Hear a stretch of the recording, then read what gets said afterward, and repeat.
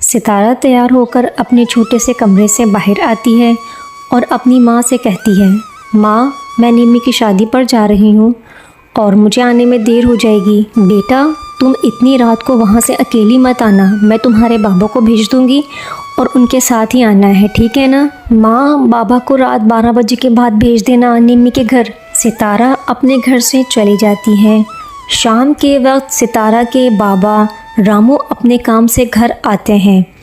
रामू बहुत गरीब था। वो गांव में अपने छोटे से घर में अपनी बीवी मीरा और 28 साल की बेटी सितारा के साथ बड़ी गरीबी में अपनी ज़िंदगी गुजार रहे थे। रामू उसी गांव में मजदूरी करता था, जिसकी आमदनी रोज़ की 300 रुपये थी। मीरा, सितारा कहाँ है? जी, वो सितारा की दोस्त है ना निम्मी, उसकी शादी है, उसी के घर पे गई है।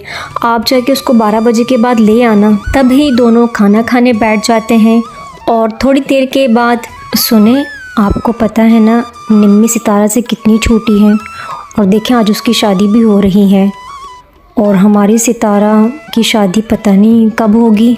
इस गरीबी की वजह से हमारे यहाँ तो कोई रिश्ता भी नहीं आ रहा। हाँ मीरा, मुझे भी हर वक्त यही परेशानी सता रही है। या अल्लाह, हम गरीब की बेटी के नसीब को भी चमका दे। बस किसी तरह हमारी बेटी सितारा की भी कहीं शादी हो जाए। 28 साल की उम्र होने के बाद भी गरीबी की वजह से अब तक सितारा की कहीं भी शादी नहीं हो पा रही थी। इसी बात से मीरा और रामू हर वक्त परेशान रहते थे। उधर सितारा निम्मी के बड़े से घर में निम्मी के साथ कमरे में थी। निम्मी बहुत अमीर घर की बेटी थी। निम्मी के मॉम डैड ने निम्मी की शादी के लिए 2 लाख रुपए का ब्राइडल लहंगा ख़रीदा था। सितारा, ये लहंगा देख, अच्छा है ना? हाँ निम्मी, बहुत अच्छा है वैसे ये लहंगा। सितारा, तुझे पता है ये लहंगा कितने का है?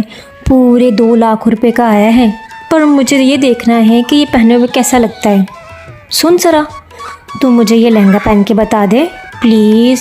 यार एक दफ़ा ट्राई कर लेना, मैंने सिर्फ देखना है कैसा लगता है। नहीं निम्मी देख, ये तेरी शादी का लहंगा है, मैं इसे नहीं पहन सकती, प्लीज़ समझना यार, मैं नहीं पहन सकती इसे। अरे यार, थोड़ी देर के लिए तो पहन के दिखाना है, प्लीज़ यार। पर निम्मी, मैं कैसे? अब मैं तेरा परवर कुछ नहीं सुनूंगी, अब जा जल्दी से और पहन के आ। मम्मा जो नेकलेस लाई थी वो कहाँ था? मुझे वो भी तो लहंगे के साथ ही पहनना है। आई थिंक मम्मा के रूम में ही होगा, मैं जल्दी से वो भी लेकर आती हूँ। निम्मी कमरे से चली जाती है।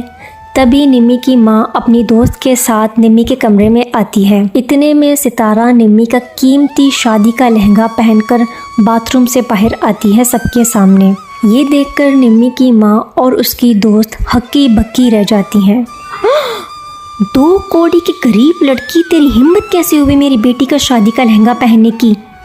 आंटी जी, वो मैं। रेखा सुन, ये तो अपशगुन हो गया। इस गरीब ने तो तेरी बेटी का पहले से ही लहंगा पहन लिया। मनहूस कहीं की, चल जा इसको अब उतार। सितारा फ़ौरन वो लहंगा उतार कर बाहर आती है। तभी रेखा सितारा को धक्के मारकर अपने घर से बाहर निकाल देती है।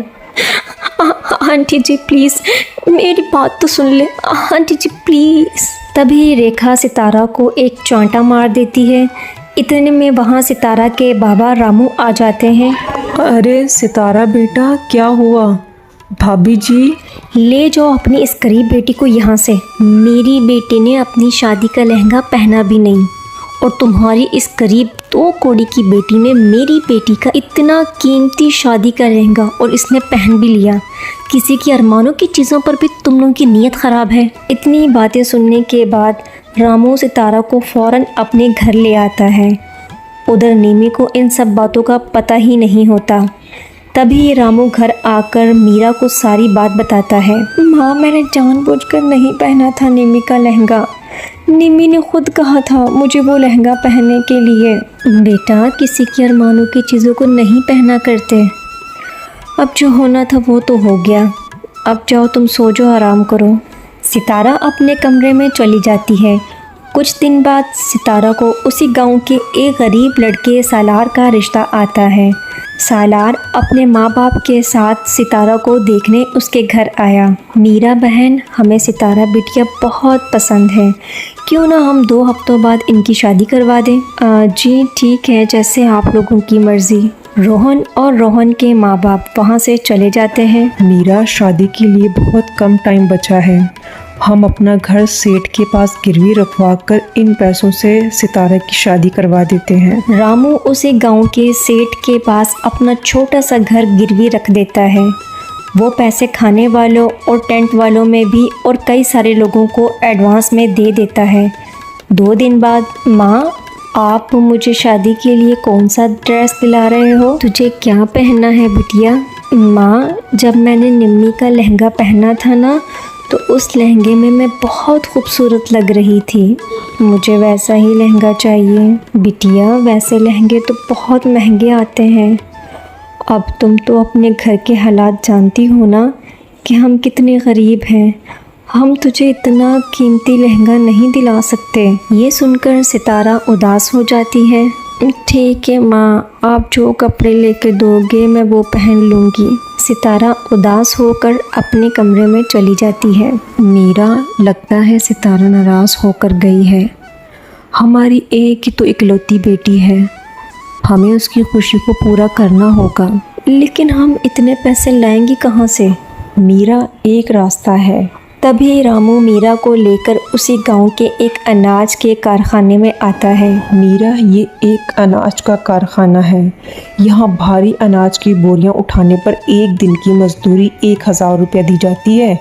हम दोनों मिलकर कुछ दिन यहाँ अनाज की बोरियाँ उठाने का काम कर लेते हैं। नहीं नहीं जी, मैं आपको इतना मुश्किल काम करने नहीं दे सकती। मीरा, सितारा की शादी को 12 दिन बचे हैं। अगर हम 10 दिन भी यहाँ काम करेंगे तो हमें 20,000 रुपये मिल जाएंगे और इन पैसों से हम सितारा के लिए अच्छा सा लहंगा भी ख़रीद सकते हैं। अब बेटी के लिए इतना तो करना ही होगा ना हमें, वरना हमारे माँ बाप होने का क्या मतलब। बेटी की खुशी की खातिर दोनों उस दिन से उस कारखाने में अनाज की बोरियां उठाने का काम करने लगते हैं। रात के वक्त दोनों थके हारे घर आते हैं। माँ, बाबा जी, आप दोनों कहाँ गए थे? बेटा, हमें एक बहुत अच्छा काम मिला है। काम बहुत आसान है, बस सारा दिन बैठने का है और हमें इस काम के रोज़ के 2000 रुपये भी मिलते हैं। बेटी को सच पता ना चले इसलिए दोनों अपनी बेटी से झूठ बोलते हैं। फिर हर रोज़ दोनों अनाज के कारखाने में भारी बोरियां उठाने का काम करने लगे। एक दिन काम करते वक्त अनाज की भारी बोरियां रामू के ऊपर गिर जाती हैं और रामू बेहोश हो जाता है। मीरा रामू को अस्पताल ले जाती है। जितने पैसे जमा किए थे वो सारे रामू के इलाज में लग जाते हैं। मीरा, तुमने मेरा इलाज क्यों करवाया? वो पैसे हमने अपनी बेटी की शादी के लहंगे के लिए रखे थे और तुमने वही पैसे मेरे इलाज में लगा दिए। आपका इलाज करवाना बहुत ज़रूरी था। अब कैसे लाएंगे हम बेटी की शादी के लिए लहंगा? रामू और मीरा खूब रोने लगते हैं। तभी वहाँ सितारा की सहेली निमी आती है और वो रामू और मीरा की सारी बातें सुन लेती है। रामू और मीरा जिस कारखाने में काम करते हैं वो कारखाना निमी के हस्बैंड का था।